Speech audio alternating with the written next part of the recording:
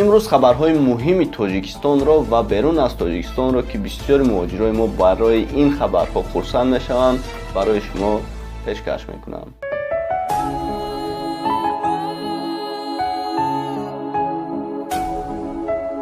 ҳамватанони гиромӣ, агар шумо хоҳиши гузаштани границаро дошта бошед, пас ширкати мо дар хизмати шумо. Хатти сарҳад Қазоқистон ва Россия мошинҳои замонавӣ буда дорои Wi-Fi, бародарои тоҷикӣ хидмонай, бародар Муҳиддин бе ягон фанду фиреб то ҷои лозима бурдан мерасонанд. Рақамҳо дар болои экран ва дар таги видео мебошад. Занг занед ва кори худро ҳал кунед. салом алейкум бародарон ва хоҳарони гиромӣ қадри дур аз ватан, хуш омадед ба канали Ҳамнаво. Имрӯз гуфтем ки хабарҳои муҳимро барои шумо пешкаш мекунем. Хабарҳо аз Тоҷикистон аст ва берун аз Тоҷикистон. Барои ҳамин сар мекунем аз Тоҷикистон ки субҳи 9 марти соли 2018 президенти ҷумҳурии Ӯзбекистон ба Тоҷикистон ташриф овард. Барои ҳамин дӯстони азиз, сабаби ин бисёри барои мардуми тоҷик ва барои тамоми мардуми Ӯзбекистон ҳам як хурсандӣ овард ки ҳамаи мову шумо хурсанд шудем. Ва инчунин якум хабарро барои шумо мегӯям ки виза, яъне раводити Тоҷикистон ба Ӯзбекистон, ҳар як шаҳрванди Тоҷикистон ва шаҳрванди Ӯзбекистон метавонанд ки як моҳа аз Ӯзбекистон ба Тоҷикистон омада ва аз Тоҷикистон ба Ӯзбекистон рафта истироҳат кунанд, сайру гашт кунанд. Ин барои тамоми мардуми Ӯзбекистон ва ба тамоми мардуми Тоҷикистон як хабари хуш аст, хостем барои шумо расонем.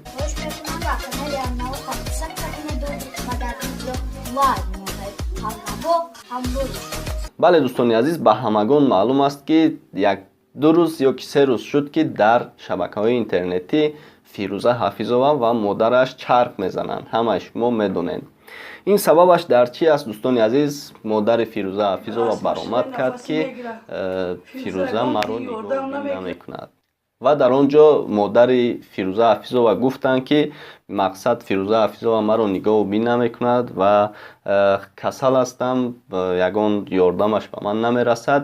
ман аз Фирӯза Ҳафизова боварӣ дорам ки мақсад мебинам дар интернетҳо ба хонаи маъюбон меравад, ба хонаи пиронсолон меравад, ёрдами худро мерасонад. бисёр шод мешавам Фирӯза Ҳафизоваро ин хел мебинам. фикр мекунам ки ёрдамаш ба модараш ҳам мерасад. ба ҳамин хотир модарҷонам мисол ягон шояд маҷбур кардан гап задагиам, намедонам рости гап. фикр мекунам ки байни ҳарду онҳо хуб мешавад, барое ки барои модар чӣ қадар хизмат кунем кам астай. ва баъдан Фирӯза Ҳафизова рости гап баромад кард. видеоша мемонам, тамошо мекунед. омадагӣ табрик мегӯму ки модари ман бениҳоят ба ман тӯҳфаи хуби хуб бовар кунем. ин тӯҳфаш фаромӯш нашаванда ба аҳд фаромӯш намекунам.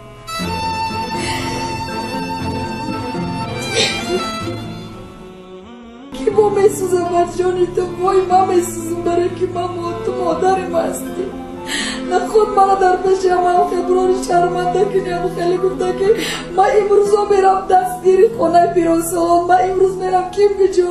нахуд я модари худро ба саришта карда натонам. дурӯға ҳамаи тухмат бар зидди ман рафтаистай. худованд шоҳидай, саришта куна ҳар касе ки дурӯғ гап мезанад дар ҳамин бобат. ман намедонам бар зидди ман чӣ ба ин модар ин кора кард ки фардо чӣ кар ба чашми ман нигоҳ мекунад дигар. ки надорад дар зиндагиш проблем, ки дар оила надорад. оли яхелаш мара дар интернет иқа гапҳои пасту баланд задеси оё яхелаш як сола як бор як тамом модараш додраварда додаги, лекин ман як ҳаёту модарам саришта кардагим. як ҳаёт. ай рӯзи худ ман мешиносам модарама саришта кардагим. аре аммо ҳама модарони азизам ман бо иди хуб мегуфтед ки ин видеое ки дар интернет пахш шуда то куҷо ҳақиқат дорад? ин кори дасти хоҳару бародарам аст. ба хотире ки ман ягон проблем надоштам амрои модарам то ҳамин рӯз. не ки имрӯз мара нафаҳмидам модарам аз чӣ сабаб ин қадар гапҳои нодуруст зада, мара ин қадар пеши мардум сиёҳ кард. ба ҳаққи модар баданаш ман интервю додестам ки мардум мара нодуруст нафаҳма. сабаби проблеми мо аз чӣ сар шид ки аму як писар як духтар дорад. писараш айма 3 сол калона, духтараш айма 3 сол майда. گفتم که برم بایورم کار کنن حق فرزندشون رو بکنن برای خودت خیلی توکای من زندگی خود ندارم من دختر ما کلام کردستم با نزدیک زندگی خودم دایران شد ما مادر گفته یک سیله میخواستم که مرا بیار سر مسیله کنم مادری من نکی افسوس مرا مادرم نکرده میکنم فقط فکری هم بچه ها میشناسم اون وقتی ما یک جای کلان شدگیم در یک جای شیشته حقوق نوم даже بودگی که در یک کwartیر ما زندگی میکردیم خونی مادر وقتی مادرش به فرزندولی نداشت بشورمون خاکا اون قشم میدونم که دختر بیخد مردی کرده برای حق مادرش نگی کسی این بین اینو دارم چی کار کرد ایره ما نمیدونم پسری کلان داره چون حق مادر پسرش طلب نمیکنه که بیا مرا حق مادری ما بده دختر داره چی ما باور کرد ای خوردی تو آسی جوابی 10 تا 20 تا پسر ما اخشد دادگیم دو مادر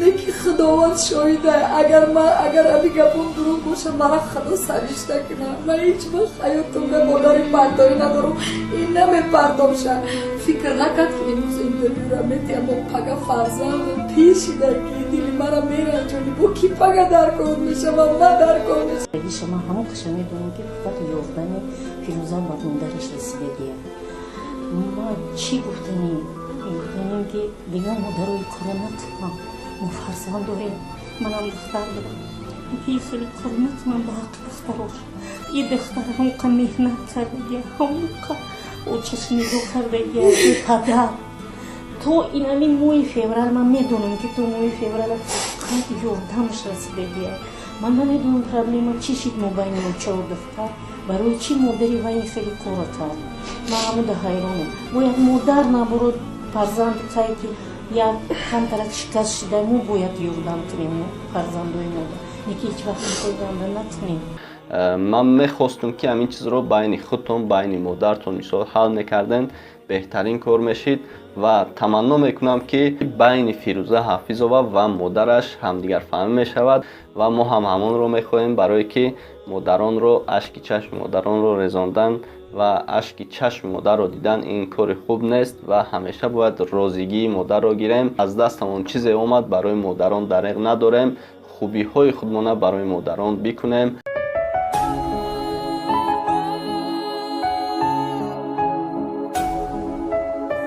دویم موضوع ما برای تمام مردم تاجیک هستند که نرخ ارد چیزی که بسیار برای ما مهم است در هر یک خاندان ما مهم است نرخ ارد در تاجیکستان ارزان شد یک خلطه ارد یکم در تاجیکستان 165 سومون بود و عین حال باشد 135 سومونی شد و نرخ ارد دوم باشد 125 سومونی شد برای همه شما میرسانیم و میخواهیم که از این هم پایان تر رود.